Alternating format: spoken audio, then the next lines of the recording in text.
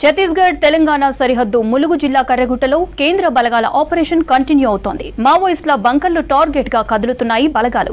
1000 మంది ఉండేలా భారీ బంకర్లను గుర్తించాయి బలగాలు. ఈ బంకర్లో నీటి సౌకర్యం కూడా ఉంది. సరుకులు ఉంచేందుకు మావోయిస్టులు ఈ బంకర్ను నిర్మించినట్లు తెలుస్తోంది.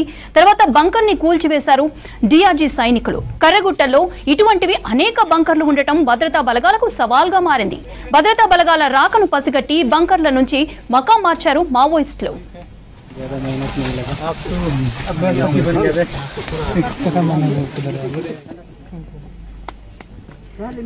మావోయిస్ట్ అగ్రనేత మడవి హిద్మాదళం కర్రెగుట్టలపై ఉందనే పక్క సమాచారంతో భద్రతా బలగాలు బచావో కర్రెగుట్టలు పేరుతో ఆపరేషన్ నిర్వహిస్తున్నాయి.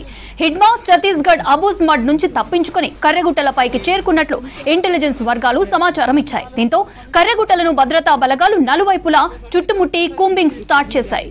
4-5 ఆర్మీ హెలికాప్టర్లు, డ్రోన్లు, జీపీఎస్ ట్రాకింగ్ సిస్టమ్ సాయంతో 10,000 మందికి పైగా పోలీసులు అడవుల్లో అణువణువు గాలిస్తున్నారు.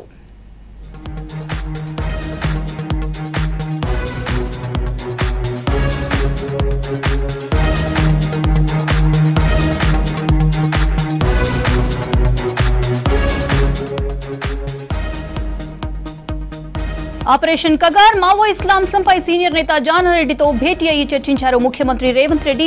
కాల్పుల విరమణకు కేంద్రాన్ని ఒప్పించాలని శాంతి చర్చల కమిటీతో సీఎంని కోరింది. ఈ అంశాన్ని కూడా సీఎం జానారెడ్డితో డిస్కస్ చేశారు.